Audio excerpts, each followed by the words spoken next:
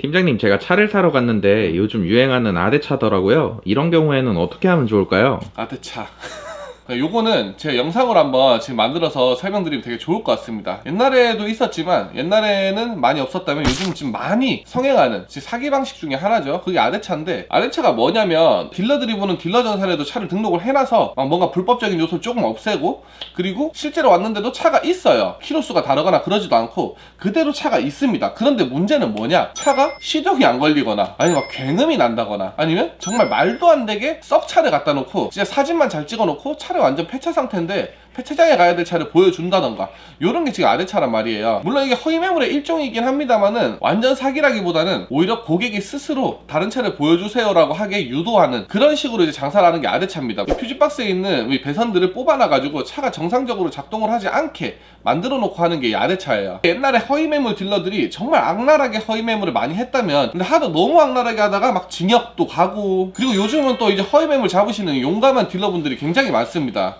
이 참된 딜러분들인데 그분들한테 막 잡혀가가지고 욕도 먹고, 아니면 허위매물 딜러들이 막 이제 경찰이 막 뛰어서 도망간단 말이에요. 근데 진짜 막 마라톤 경기하듯이 해가지고 막 잡으러 가시는 분도 있고, 이래서 허위 딜러들이 막 진짜 학을 뗀 상황들이 왔습니다. 그래서 실제로 진짜 3, 4년 전까지만 해도 인터넷에 뭐 법원 경매차나 아니면 중고차만 검색을 해도 허위매물 사이트들이 항상 상단에 노출이 되어 있는 그런 지경이었어요. 그래서 우리 소비자분들이 허위매물에 노출되기가 너무 쉬웠던 거죠. 근데 요즘은 정말 허위매물 사이트를 찾기가 힘듭니다. 저희도 막 그 유튜브 영상에 안에 막 자료를 넣기 위해서 그 검색을 해서 막 허위매물 사이트를 찾으려고 해도 찾기가 힘들단 말이죠. 아무튼 그래서 나온 게 뭐냐, 그게 아대차인데, 아대차 같은 경우는 직접 진짜 상사로 등록된 매물이기 때문에 대형 플랫폼 SK엔카나 이런 데도 매물을 등록을 할 수가 있어요. 그래서 소비자분들은 이 대형 플랫폼에 올라가 있네? 이거는 허위매물 아니구나, 뭐 이런 대기업에서 하는 건데 라는 생각을 가지고 그 차를 보러 간단 말이죠. 그런데 그게 허위매물의 일종인 아대차인 겁니다.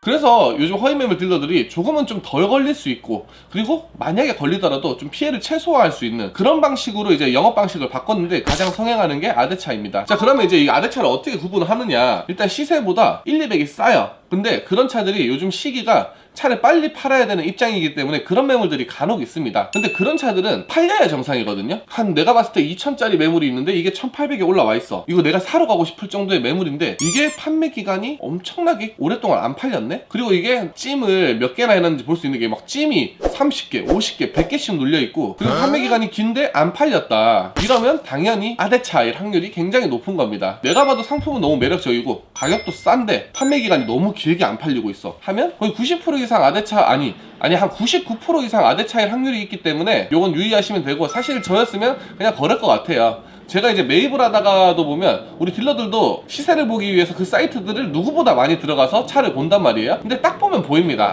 이건 허위매물이네. 그래서 내가 매입하려는 차의 시세를 그 차랑은 비교조차 하지 않아요. 그리고 참 정말 긴가민가해서 뭐 어떻게든 이 영상을 봤지만 보러 가셔가지고 당하시는 분들이 있을 수 있잖아요. 근데 그런 분들은 보러 간 차가 시동이 안 걸리네, 뭔가 좀 소리가 이상하네 하는 경우에는 다른 차 보여주세요 라고 하지 마시고, 그럼 이 차가 없으면 저는 그냥 집에 가겠습니다, 이런 식으로 해서 하면 좋을 것 같고, 사러 가기 전에도 너 만약에 갔는데 이 차가 없으면 어떡할 거냐, 위약금 줄 거냐 하고 확답을 받아놓고 녹취를 해서 가세요. 그리고 그 자리에서 뭐 교통비든 수고비든 달라고 하시고, 안 주면 경찰에 불러서 협의를 보시면 됩니다.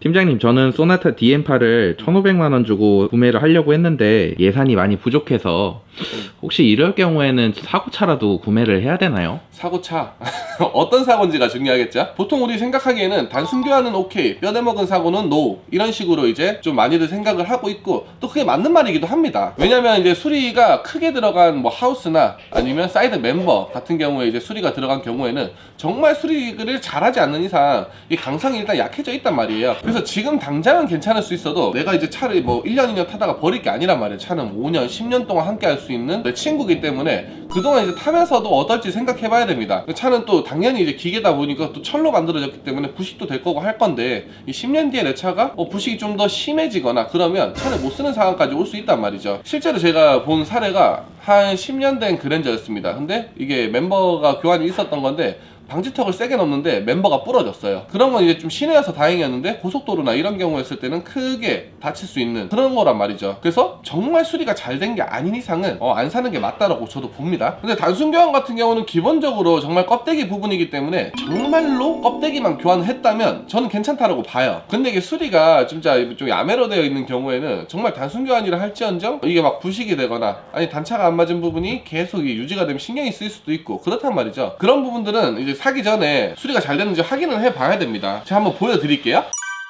자, 이 차량 같은 경우가 지금 본네트랑 휀다랑 서포트까지 교환이 된 차량입니다. 이건 좀 간단한 문제인데 육안으로 봤을 때 교환이 있는 차량 같은 경우는 단차가 잘 맞춰져 있는지 봐야 돼요. 그리고 색깔이 잘 맞는지 또 보면 되는데 단차가 잘 안 맞춰진 경우 휀다 교환인데 이 휀다가 라이트 위로 막 올라가 있고 이런 경우도 봤습니다. 이게 지금 수리비를 최소화해가지고 교환을 해야 될 부분들은 교환을 안 하고 정말 꼭 교환을 해야 될 부분들만 교환을 한 그런 경우인데요. 차가 예를 들어 사고가 나서 요만큼 먹었어요. 그러면 라이트랑 범퍼랑 휀다만 갈아서 될 일이 아니라 안쪽에 있는 멤버나 인사이드 패널까지 손을 봐야 되는데 내가 돈이 너무 아깝네? 이거 그냥 껍데기 갈아야 될 최소한의 부분들만 갈고 안쪽에는 살짝 찌그러져 있거나 좀 틀어져 있어도 그냥 놔두면 되겠지 라는 생각으로 그냥 수리를 정말 대충 하는 분들이 있어요. 이건 딜러가 아니라 그냥 일반 소비자분들 중에서 있어요. 근데 그런 차들 같은 경우에는 예를 들어 인사이드 패널이나 사이드 멤버나 이런 것들이 찌그러져 있는 상태로 막 도장이 좀 벗겨져 있는 상태로 노출이 되다 보면 결국에 녹이 쓸 수도 있고 또 차축이 틀어져 있는 상태로 오래 주행을 하다 보면 또 차에 문제가 생길 수도 있고 그렇기 때문에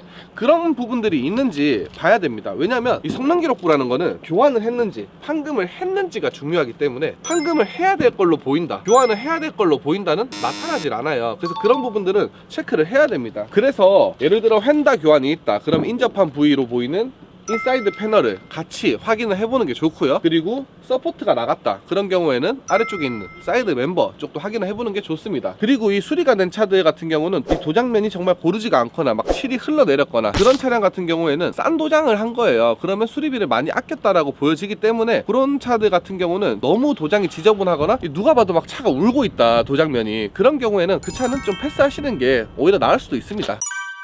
그럼 차를 샀는데 성능 기록부랑 사고 이력이 다른 경우에는 어떻게 해야 되나요? 그런 경우도 있죠. 왜냐면 성능 기록부 자체도 사람이 육안으로 보고 확인을 하고 성능 기록부를 만드는 거기 때문에 그런 경우가 발생을 할 수 있습니다. 근데 이제 두 가지가 있어요. 왜냐면 아까 말씀드렸던 것처럼 뭔가 고쳐야 될 부분을 안 고쳐놨다, 이거는 교환이나 판금이 아니기 때문에 뭔가 보상을 받을 방법이 없어요. 그런데 예를 들어 진짜 실제로 나는 문짝 교환으로 샀는데 A필러랑 B필러가 같이 날라가 있다, 나 휀다 교환으로 알고 샀는데 하우스에 판금이 있다, 이런 경우에는 당연히 보상을 받아야 되겠죠. 그래서 우리가 중고차를 살 때 성능보증 보험을 가입을 합니다. 근데 이것도 기간이 있어요. 한 달 이내 가야 돼요. 왜냐면 차를 사고 나서 막 3달 4달 있다가 가면 혹시나 밖에서 너가 사고를 내고 수리를 한 게 아니니 라는 얘기를 듣기 너무 좋거든요. 그래서 한 달 안에 내가 산 차가 사고가 있는지 없는지를 다시 한번 체크를 해서 확인을 해보고 내가 알던 성능기록부의 사고가 다른 게 있다 라고 하면 성능보증 보험을 통해서 일단 1차적으로 비용을 보상을 받을 수가 있고요. 근데 엄청 많이는 또 안 해줘요. 내 맘 같지가 않아요. 생각보다 큰 금액을 보상해주진 않습니다. 그럼 2차적으로는 또 딜러랑 협의를 봐야 돼요. 그래, 성능보증 보험으로 한 돈은 잘 받았다. 그런데 너 지금 이 차가 이 사고를 했을 때 시세가 얼마니? 이 차가 사고차였을 때 시세랑 내가 산 시세랑 비교를 해봐야겠죠. 그래서 그게 내가 보상받은 금액보다 크다면 이건 딜러한테 추가적으로 요구를 해서 받아야죠. 이거 만약에 받아야 될 상황인데 안 준다, 저한테 전화 한번 주십시오.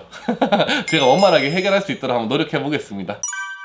아무튼 뭐 아대차부터 시작해서 뭐 이제 사고차를 잘못 샀을 때 아니면 사면 안 되는 사고차 구별법 이런 것까지 좀 알아봤고, 추가적으로 이제 아대차로 의심되는 그런 차량을 보러 애초에 안 가셨으면 좋겠어요. 왜냐면 그 친구들이 자꾸 이제 뭔가 수입이 나니까 그걸 하는 거란 말이에요. 근데 그런 경우 사실 우리 딜러 입장에서도 굉장히 그 차들 때문에 시세가 교란이 돼서 실수를 하는 경우도 많이 생기고요. 그리고 당연히 인식적인 부분에서도 그런 곳에 갔다 온 분들은 중고차 딜러라는 집단 자체를 나쁘다라고 인식을 할 수밖에 없을 것 같아요. 그래서 그런 곳에는 가지도 말고 사주지도 말자.